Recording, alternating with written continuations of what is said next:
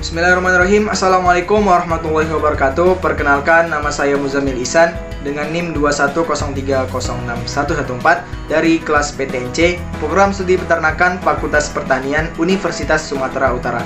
Pada kesempatan kali ini, saya akan melaksanakan praktikum biokimia yang diampu oleh Ibu Tati Fidiana Sari SPT MP. Pada kali ini saya akan menjawab beberapa pertanyaan yang telah diberikan oleh ibu dosen kami tentang enzim. Yang pertama adalah jelaskan struktur molekul dari enzim dan berikan contohnya. Struktur molekul dari enzim terdiri dari atas dua, yaitu protein dan juga koenzim. Enzim biasanya disebut dengan holoenzim dikarenakan enzim memiliki struktur yang sempurna dan juga aktif mengkatalis bersama logam.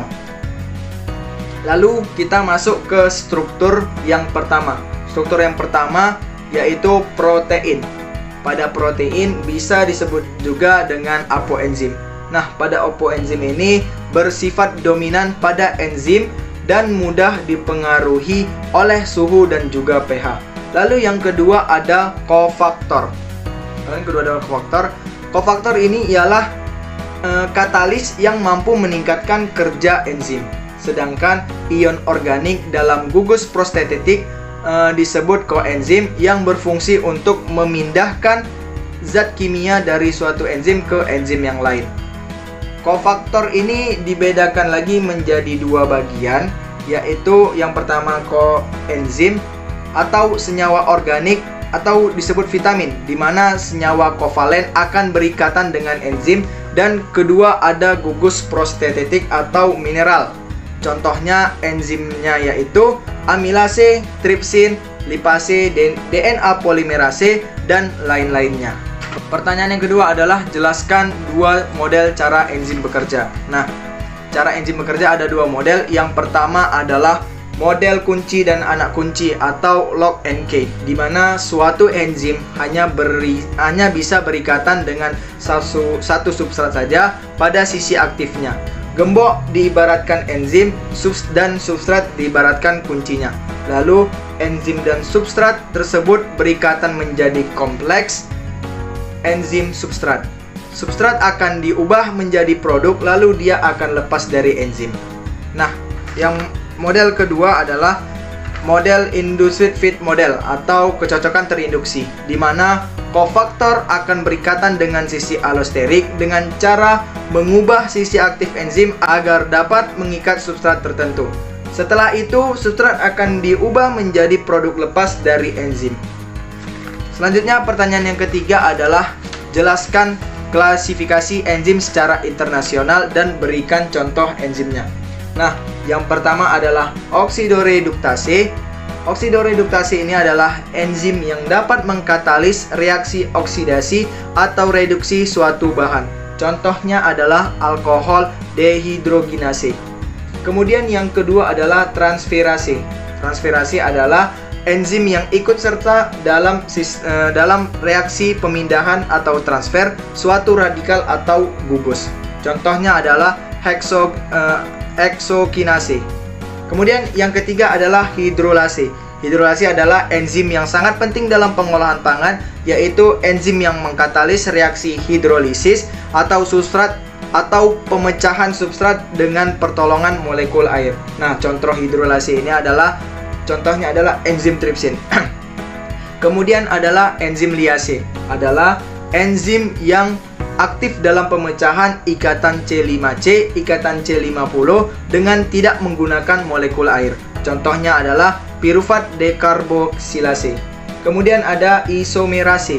Isomerase adalah enzim yang mengkatalisasi reaksi perubahan konfigurasi molekul dengan cara pengaturan kembali atom-atom substrat sehingga dihasilkan molekul baru. Contohnya adalah maleat isomerase. Dan yang terakhir adalah enzim ligase. Enzim ligase adalah enzim yang mengkatalis pembentukan ikatan tertentu. Contohnya pirufat karboksilase. Oke, selanjutnya pertanyaan yang keempat adalah jelaskan sifat-sifat dari enzim. Nah, sifat-sifat enzim antara lain enzim sebagai katalisator yang dapat mengubah laju reaksi tanpa ikut bereaksi. Kemudian yang kedua, enzim itu suatu protein.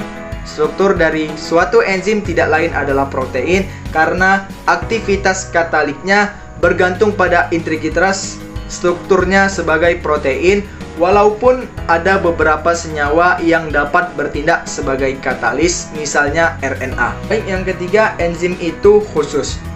Fungsi enzim itu tertentu.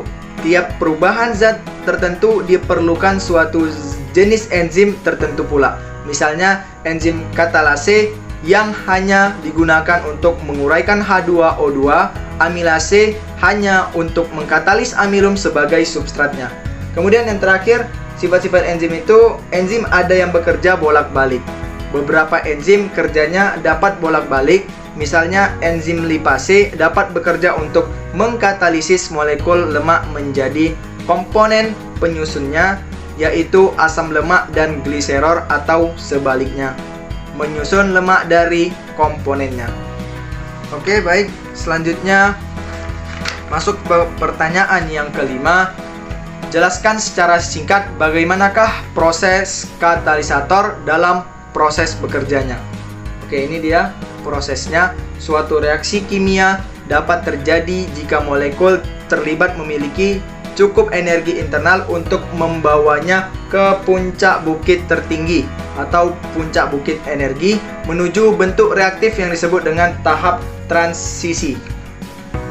Energi aktivasi suatu reaksi adalah jumlah energi dalam kalori yang diperlukan untuk membawa semua molekul pada satu mol senyawa pada suhu tertentu menuju tingkat transisi pada puncak batas energi. Suatu reaksi kimia dapat dipercepat dengan dua cara, yaitu pertama meningkatkan suhu dan yang kedua adalah memberinya katalis. Oke, baik. Pertanyaan yang ke-6 adalah faktor yang mempengaruhi kerja enzim dan berikan contohnya. Ada beberapa faktor yang mempengaruhi kerja enzim, antara lain yaitu yang pertama suhu. Kerja suatu enzim sangat dipengaruhi suhu lingkungannya. Setiap kenaikan suhu 10 derajat Celcius, kecepatan enzim akan menjadi 2 kali lipat. Kemudian yang kedua itu adalah pH. Semua enzim peka terhadap perubahan pH dan non-aktif pada lingkungan pH sangat rendah atau asam kuat dan pH tinggi atau atau basa kuat. Contoh, enzim pepsin memiliki pH optimum 2, sedangkan enzim trypsin memiliki pH optimum 8,5. Yang selanjutnya, konsentrasi enzim, substrat dan kofaktor. Jika pH dan suhu suatu enzim adalah konstan dan jumlah substrat berlebihan, maka laju reaksinya adalah sebanding dengan jumlah enzim yang ada. Sebaliknya, jika pH, suhu, dan konsentrasi enzim konstan, maka laju reaksinya adalah sebanding dengan jumlah substrat. Baik, selanjutnya pertanyaan yang ketujuh adalah jelaskan bagaimana mekanisme feedback inhibition dapat terjadi pada enzim. Pengontrolan model feedback inhibition di mana enzim yang bekerja pada tahap awal atau E1 dihambat kerjanya oleh produk akhir atau Z, memberikan keuntungan pada sel, yaitu organisme tersebut dapat mengatur suplai energi dan mencegah menumpuknya senyawa intermediate B, C, D selama proses metabolisme terjadi. Baik, mungkin itu saja yang bisa saya sampaikan pada praktikum biokimia kali ini. Mungkin jika ada kata-kata atau pengucapan yang salah, mohon untuk dimaklumi. Terima kasih. Assalamualaikum warahmatullahi wabarakatuh.